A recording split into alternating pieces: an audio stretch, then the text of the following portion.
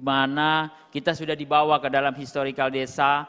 Beliau sangat menguasai dan mengikuti suasana kebatinan karena salah satu penyusun dari undang-undang desa. Kalau kita bilang tak ada lawan kalau sudah bicara mengenai implementasi undang-undang, konsepsi mengenai undang-undang desa, undang-undang nomor Undang-Undang 6 tahun 2014 tadi yang saat disampaikan oleh Pak Dirteo, saya hitung 9 bulan, 9 tahun, ternyata keliru 9 tahun 1 bulan ya Pak Dirteo ya, usia Undang-Undang Desa ini. Tadi saya itu masih 9 tahun, Undang-Undang 6 tahun 2014 ini jadi sudah 9 tahun 1 bulan.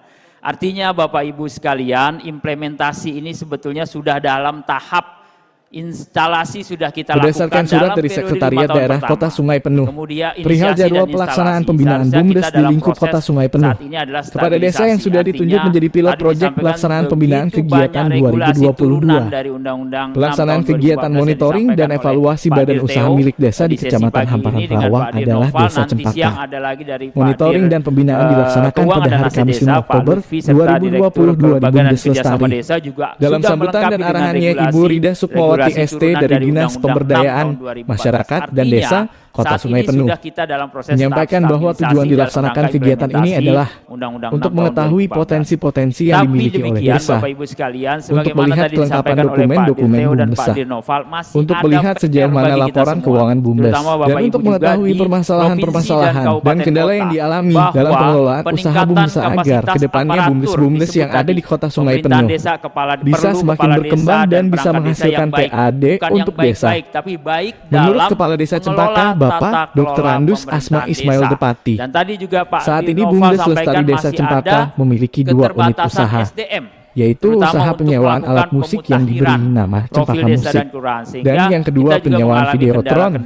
Ketua BUMDes Lestari Dasrial mengatakan sampai saat ini pengurus BUMDes belum memiliki gaji dari kedua usaha tersebut. Kami masih bekerja secara ikhlas dan sukarela. Dari hasil monitoring, evaluasi dan pembinaan ditemukan beberapa permasalahan, antara lain perlu diadakannya kembali peningkatan kapasitas pengurus BUMDes, belum adanya kantor BUMDes, masih perlunya penambahan modal dan tentunya adanya pembinaan yang berkelanjutan dari pihak-pihak terkait. Setelah dilaksanakan kegiatan evaluasi dan pembinaan ini diharapkan BUMDes Lestari Desa Cempaka untuk dapat segera melengkapi dokumen-dokumen, laporan keuangan dan mendaftarkan nama dan badan hukum BUMDes.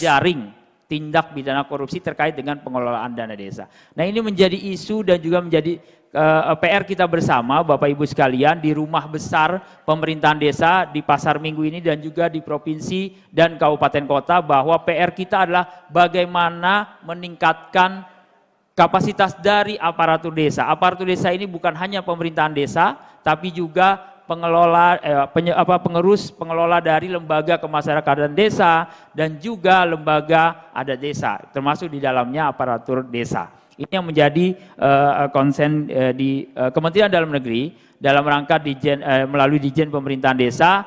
Tadi Pak Dirteo, Pak Dirnoval sudah membawa kepada tugas dan fungsi. Kami dalam hal ini masih melihatnya berdasarkan Permendagri.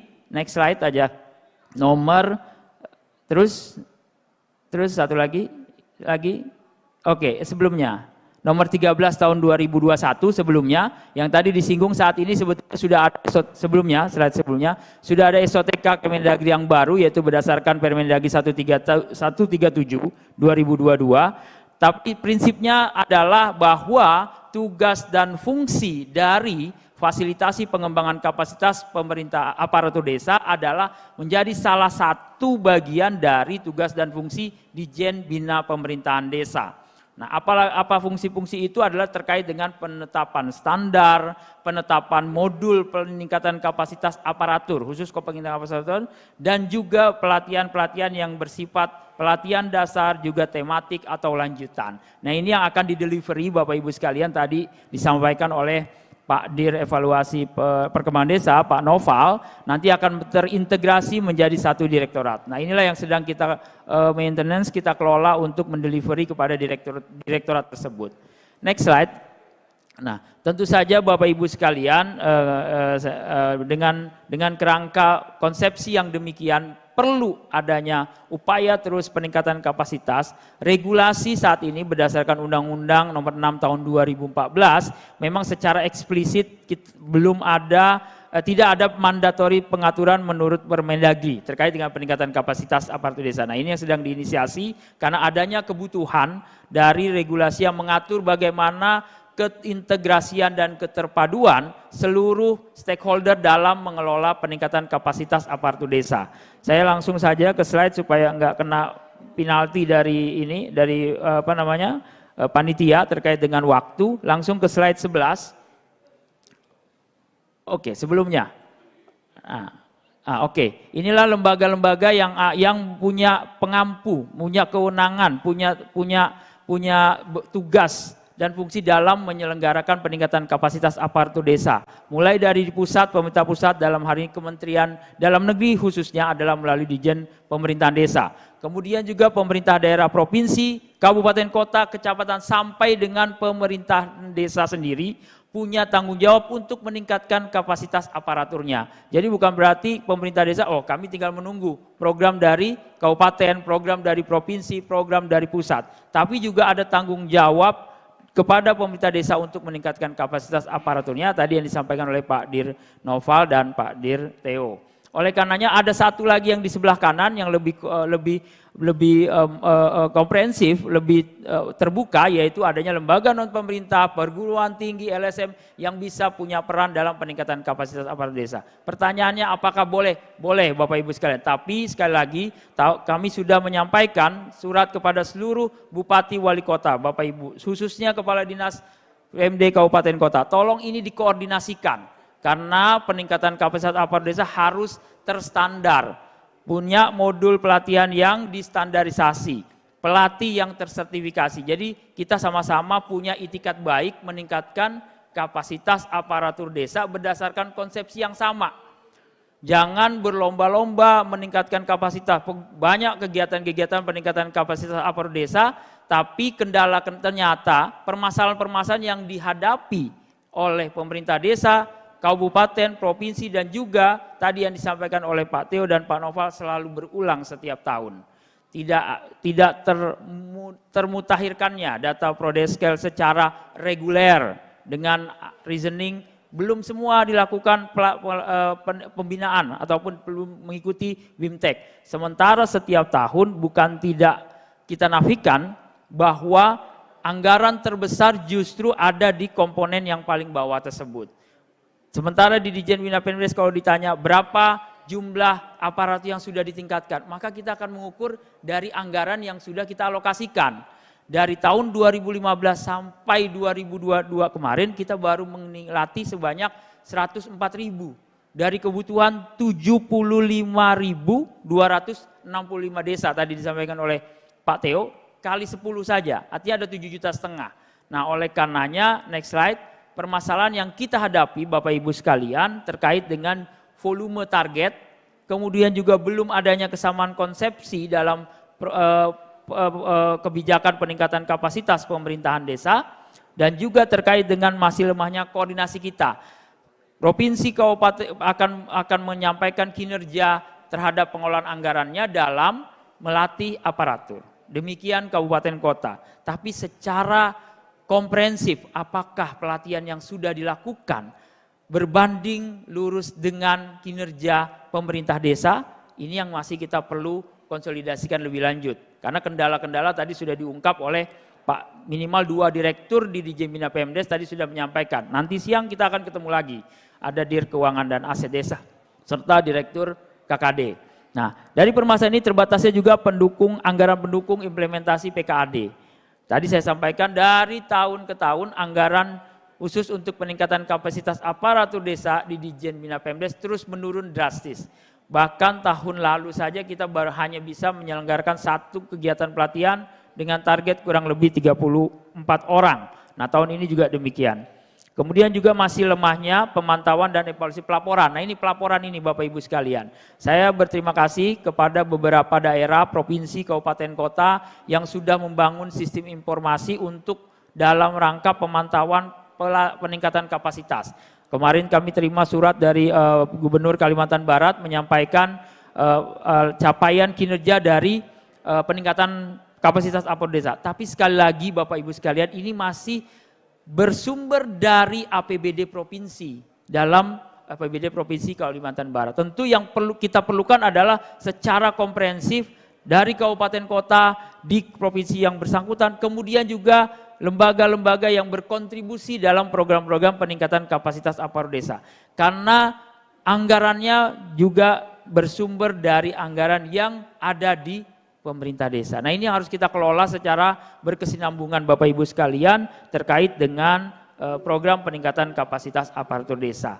Nah, oleh karenanya dengan permasalahan-permasalahan tersebut Bapak Ibu sekalian, untuk ke depan ini yang sedang kita lakukan, tadi saya sampaikan bahwa sepanjang 2015 sampai 2021, 2015 pasca Undang-Undang Nomor 6 Tahun 2014 terbit dengan alokasi dana yang cukup signifikan melalui dana desa kepada pemerintah, kepada desa, ini dituntut adanya kapasitas aparatur yang mampu mengelola. Tahun 2015 kita dorong dengan dana dekonsentrasi kepada provinsi dan kabupaten kota, provinsi untuk menyelenggarakan peningkatan kapasitas aparatur desa. Tentu ini akan bersinergi apabila dapat ditindaklanjuti secara terus-menerus setiap tahun. Nah, dengan keterbatasan anggaran, dengan program peningkatan kapasitas aparatur desa hanya dalam bentuk tatap muka, ini menjadi kendala pada saat anggaran terbatas. Inisiasi, improvisasi, terobosan sudah dilakukan oleh Ditjen Bina Pemerintahan Desa dalam periode 2017-2018 sudah membuka in-house training di kantor Ditjen Bina Pemdes ini. Hanya memang tetap masih bentuk dalam tatap muka. Kita belum pada saat itu mengenal dalam bentuk-bentuk daring. Nah, momentum COVID, pandemi COVID tahun 2020 di Indonesia yang masuk secara resmi pada bulan Maret menjadi pemantik bahwa konsepsi peningkatan kapasitas aparatur di desa, dalam hal ini desa-desa di Indonesia dengan jumlah yang cukup signifikan 75.265 desa, maka perlu terobosan dalam peningkatan kapasitas aparatur desa tersebut.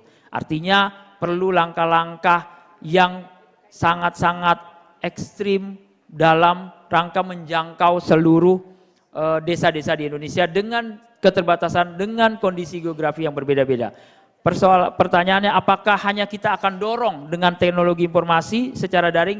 Tentu tidak juga Bapak Ibu sekalian, karena kita memahami masih banyak wilayah-wilayah desa kita yang belum terjangkau dengan jaringan-jaringan telekomunikasi informasi dalam internet dan juga bahkan jaringan listrik yang untuk mendukung operasionalisasi dari internet tersebut. Nah, ini menjadi PR kita bersama Bapak Ibu sekalian. Oleh karenanya dalam agenda peningkatan kapasitas aparatur desa melalui Ditjen Bina Pemerintahan Desa pada tahun 2023 ini, maka next slide, Ditjen Bina Pemdes melalui nanti Direktorat Fasilitasi Pengembangan Kapasitas dan Data serta Evaluasi Perkembangan Desa yang dalam tadi disinggung oleh Pak Dirteo, dalam beberapa waktu ke depan akan segera ada pelantikan. Next slide. Kita akan melakukan pertama refreshment pelatih. Jadi merefresh kembali para pelatih-pelatih aparatur pemerintahan desa yang sudah kita lakukan training dalam periode 2015 sampai 2021 dan sekaligus kita mensertifikasi kompetensinya. Kemudian juga kita melakukan TOT dan pada waktunya nanti pada pertengahan tahun kita akan lakukan pelatihan dasar, pelatihan aparatur desa dalam hal ini dengan target desa-desa hasil Pilkades tahun 2021-2022. Kok hanya desa-desa itu Pak Dir? Ya, karena mandatori yang paling dasar di dalam Permendagri nomor 82 tahun 2018 adalah bagi kepala desa, calon kepala desa terpilih ini harus diberikan pembekalan. Nah, ini yang menjadi penugasan dari Bapak Dirjen, bagaimana kita mendorong pelatihan aparatur desa secara konvensional merujuk kepada desa-desa hasil Pilkades 2021-2022.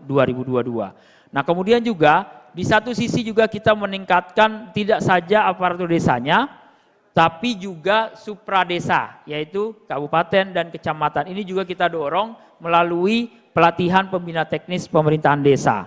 Nah, terakhir tentu saja kita bagaimana mendorong pembentukan klinik belajar mandiri di daerah, dalam hal ini di kecamatan. Nah, ini yang menjadi agenda kegiatan Ditjen Bina Pemdes dalam rangka pengembangan kapasitas aparatur desa tahun 2023 yang secara terbatas kita dorong percepatan akselerasinya, karena tentu saja tahun 2024 kita memasuki masa-masa tahun pemilu, ada pemilu legislatif, pilpres, kemudian pilkada serentak yang membatasi ruang-ruang untuk pengumpulan ataupun kegiatan-kegiatan yang bersifat mengumpulkan massa secara masif. Nah, ini mungkin Bapak Ibu sekalian, Pak Dirjen, beberapa hal yang bisa kami sampaikan. Saya tidak ngambil waktu yang banyak, minimal memenuhi sisa waktu dari Pak Dirteo dan Pak Dirnoval yang memang secara substantif tugas fungsinya lebih komprehensif dan regulasinya lebih banyak yang diampu oleh Pak Dirteo ini.